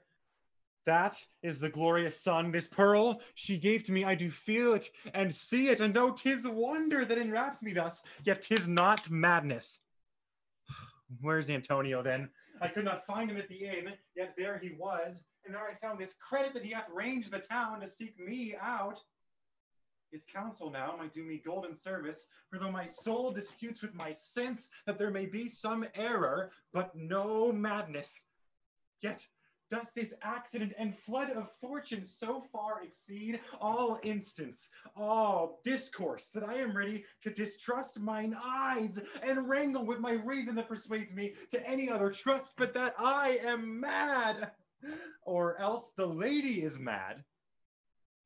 Yet, if 'twere so, she could not sway her followers, control her house, take and give back affairs in their dispatch with such a smooth, discreet, and stable bearing as I perceive she does.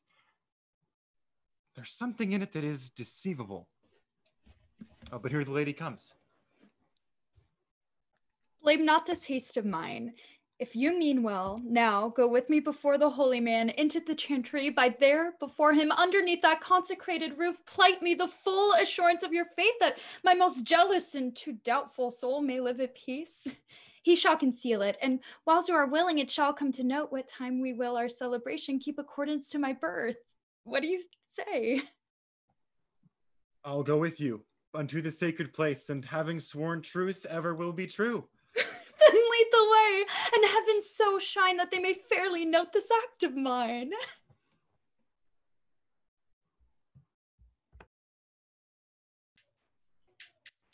Now, as thou lovest me, let me see her letter.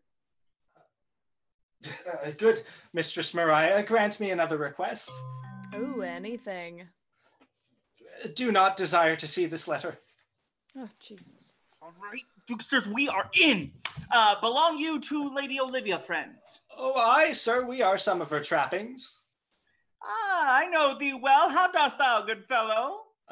Truly, sir, the better for my foes and the worse for my friends. Just the contrary, the better for thy friends. No, sir, the worse. How can that be? Marry, sir, they praise me and make an ass of me. Now my foes, they tell me plainly that I am an ass, so that by my foes, sir, I profit in the knowledge of myself, and by my friends, I am abused. Why, this is excellent. Oh, by my troth, sir, no, though it please you to be one of my friends. Thou shalt not be the worse for me. There's gold. If you will let your lady know I am here to speak with her and bring her along with you, it may awake my bounty further.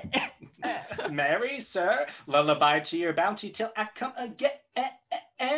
Nice try, that was cute. All right. Here comes the man, sir, that did rescue me. Oh, that face of his I do remember well, yet when I saw it last it was besmeared. As mad as lightning strikes the peaceful shore did he divide our viral noble court. With false attacks upon my profound decree, his devout blinded sheep took down my fleet. What's the matter? Orsino, this is that Antonio that set commercial structures all ablaze, then took the South Square and its resources, demolishing erected history. Here, in the streets, desperate of shame and state, in private rabble did we apprehend him. He did me kindness, sir, drew on my side, but in conclusion put strange speech upon me. I know not what 'twas, but distraction. Notable pirate, thou cruel and ruthless thief! What foolish boldness brought thee to their mercies, whom thou, in terms so bloody and so dear, hast made thine enemies? Orsino, noble sir, be pleased that I shake off these names you give me. Antonio never yet was thief or pirate, though I confess on base and ground enough, Orsino's enemy. Witchcraft drew me hither, that most ingrateful boy there by your side. From the rude seas enraged and foamy mouth did I redeem. A wreck past hope he was. His life I gave him, and did thereto add my love without retention or restraint, all his in dedication. For his sake did I expose myself, pure for his love, into the danger of this adverse town, drew to defend him when he was beset, where, being apprehended, his false cunning, not meaning to partake with me in danger, taught him to face me out of his acquaintance, and grew a 20 years removed thing, while one would wink, denied me mine own purse, which I had recommended his use not half an hour before. How can this be? When came he to this town?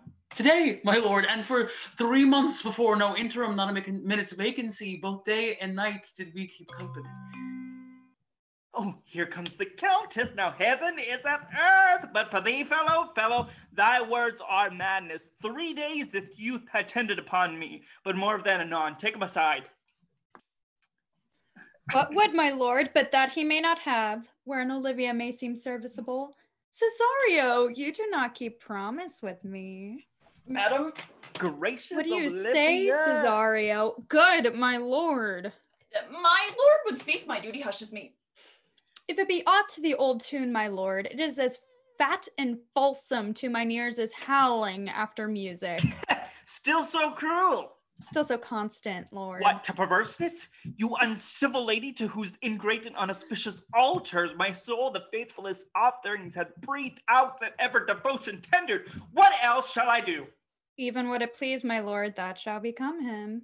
Since you to non-regardance cast my faith, and that I partly know the instrument that screws me from my true place in your favor, live you marble-breasted tyrant still, but this your minion, whom I know you love, and whom by heaven I swear I tender dearly, him will I tear out of that cruel eye where he sits crowned in his master's spite.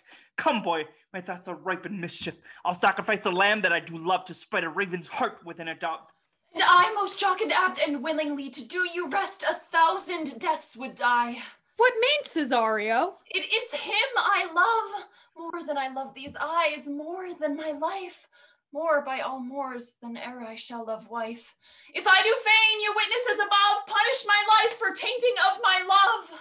I, me detested, how am I beguiled? Who does beguile you? Who does do you wrong? Hast thou forgot thyself? Is it so long? Call forth the Holy Father. Come away. Whither, my lord? Cesario, husband, stay. Husband? I, husband. Can he that deny?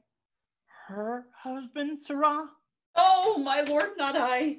Alas, it is the baseness of thy fear that makes thee strangle thy propriety. Fear not, Cesario, take thy fortunes up. Be that thou knowst thou art, and then thou art as great as that thou fearst.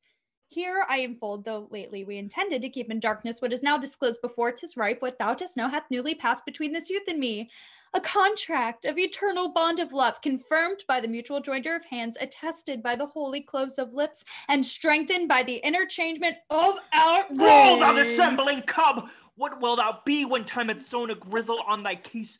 Or will not else thy craft so quickly grow that thine own trip shall be thine overthrow? Farewell! Take her, but direct to thy feet where thou and I henceforth may never meet. My lord, I do protest. Oh, do not swear. Hold little faith, though thou hast too much fear. For the love of God, a surgeon! Send word presently to Sir Toby! What's the matter? He has broken my head across and has given Sir Toby a bloody coxcomb too! For the love of God, your help! I had rather than 40 shilling I were at home. Who has done this, Sir Andrew? Oh, the Count's gentleman, one Cesario. We took him for a coward, but he's the very devil incarnate. My gentleman Cesario? Oh, it's lifelings, here he is. You broke my head for nothing. And that I did. I was sent on to do it by Sir Toby. Why do you speak to me? I never hurt you. You drew your sword upon me without cause, but I bespoke you fair and hurt you not. If a bloody coxcomb be a hurt, you have hurt me. I think you said nothing but a bloody coxcomb. Oh, here comes Sir Toby halting. You shall hear more. But if he had not been in drink, he would have tickled you other gates than he did. How now, gentlemen? How's it with you? That's all one. Has hurt me. And there's the end on it. Take him away. Who has made this havoc with them? I'll help you, Sir Toby, because we'll be dressed together. Oh, will you help me? Oh, an ass face and a knave and a coxcomb, a thin-faced knave, a gull. Get him to bed and let his hurt be looked to. I am sorry, madam, I have hurt your kinsman, but had it been the brother of my blood, I would have done no less with wit and safety. You cast a strange regard upon me, and by that I perceive it hath offended you. Oh, pardon me, sweet one, even for the vows we exchanged, but so late ago. One face, one voice, one habit, two persons, a natural perspective that is and is not. Antonio, oh, my dearest Antonio, how the hours have racked and tortured me since I have lost thee. Sebastian, are you? Fearest thou that, Antonio? How have you made division of yourself? An apple cleft in two is not more twin than these two creatures. Which is Sebastian? Most wonderful. Do I stand there? I never had a brother, nor can there be that deity of my nature of here and everywhere. I had a sister whom the blind waves and surges have devoured.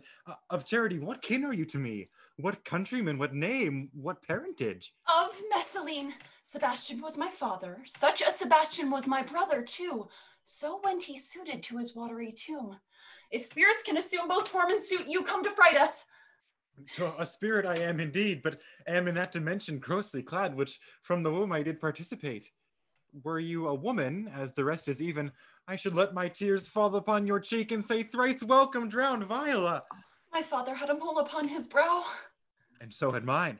And died that day when Viola from her birth had numbered 13 years. Oh, that record is lively in my soul. If nothing lets to make us happy both, but this might masculine usurped attire, do not embrace me till each circumstance of place, time, fortune do cohere and jump that I am Viola, which to confirm I'll bring thee to a captain in this town where lie my maiden weeds, by whose gentle help I was preserved to serve this noble count. All the occurrence of my fortune since hath been between this lady and this lord. So comes it, madam, you have been mistook, but nature to her bias drew in that. You would have been contracted to a maid, nor are you by my life deceived. You are betrothed both to a maid and a man. Be not amazed, right noble is his blood. If this be so, and as the glass seems true, I shall have share in the most happy wreck. Boy, Thou hast said to me 1,000 times, thou never shouldst love a woman like to me. And all those sayings will I overswear, and all those swearings keep as true in soul as doth the orbed continent the fire that severs day from night. Boy, give me thy hand, and let me see thee in thy women's weed. The captain that did bring me first on shore hath my mate's garments. He, upon some action, is now endurance at Malvolio's suit, a gentlewoman and follower of my ladies. She shall enlarge him. Fetch Malvolio hither. And yet, alas, now I remember me. They say poor gentlewoman's much distract. Oh, a most extracting frenzy of mine own, my remembrance clearly banished hers. How does she, sirrah? Truly, sir, she holds Beelzebub at staves end as well as any woman in her case may do. Has here writ a letter to you. I should have given it to you today morning, but as a mad woman's epistles are no gospels, so it skills not when they're delivered. Open it, read it. And look to be well edified when the fool delivers the mad woman. By the Lord, madam, you wronged me, and the world shall know it, though you have put me into darkness and have given your drunken cousin rule over me. Yet I have the benefit of my senses as well as your ladyship. I have your own letter that induced me to the semblance I put on, with thee which I doubt not to do myself much right, or you much shame. Think of me as you please. I leave my duty a little unthought of, and speak out of my injury. The madly used Malvolio. Did she write this? Aye, madam. This savors not much of madness. See her delivered, Festi. Bring her hither. My lord, so please you, these things further thought on to think me as well a sister, as a wife. One day shall crown the alliance on it, so please you here at my house and at my proper cost.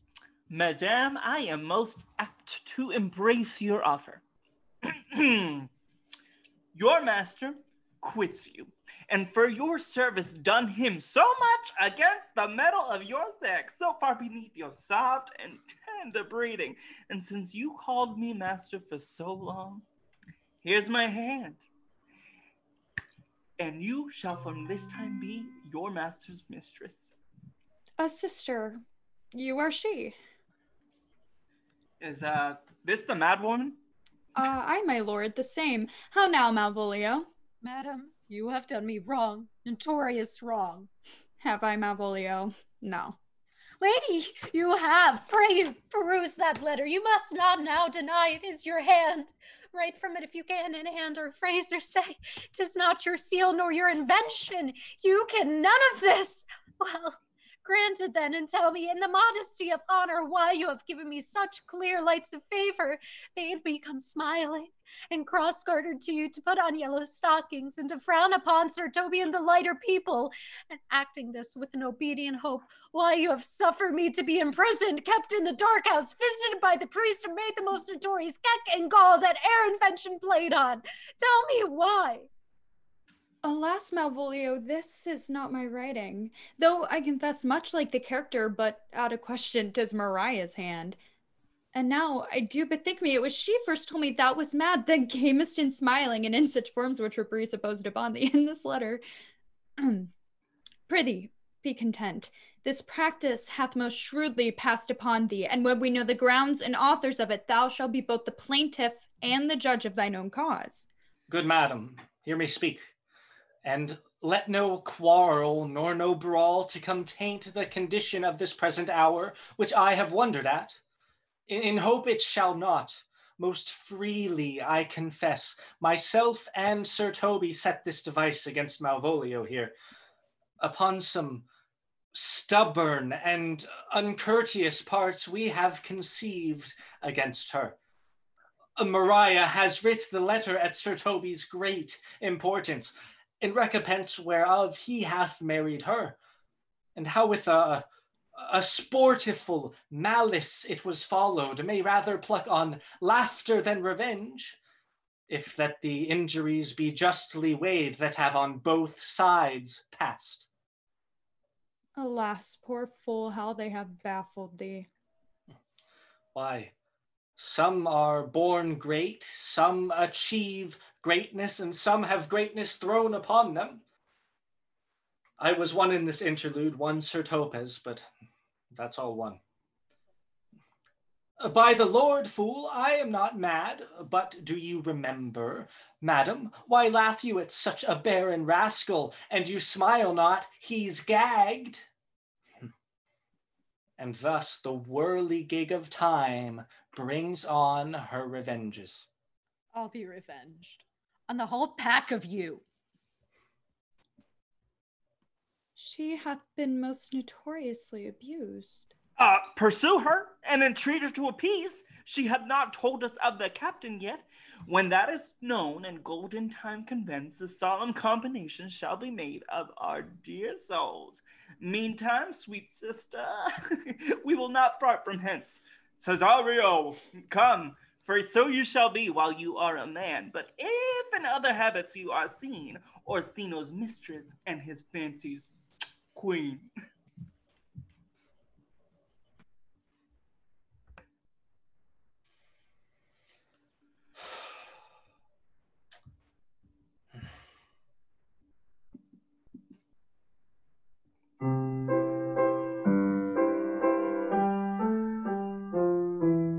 When that I was and a little tiny boy, with hey ho, the wind and the rain, a foolish thing was but a toy, for the rain it raineth every day. But when I came to man's estate, with hey ho, the wind and the rain, 'gainst knaves and thieves men shut their gate, for the rain it raineth every day.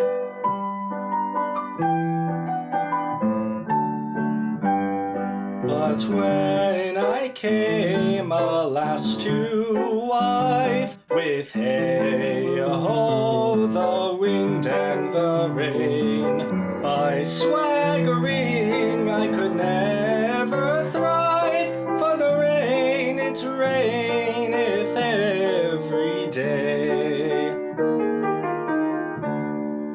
But when I came unto my beds, with a hey and a ho, and the wind and the rain, with tosspots still had drunken heads, for the rain it raineth every day. A great while ago the world begun, with hey ho, the wind and the rain. But that's all one, our play is done, and we'll strive to please you every day.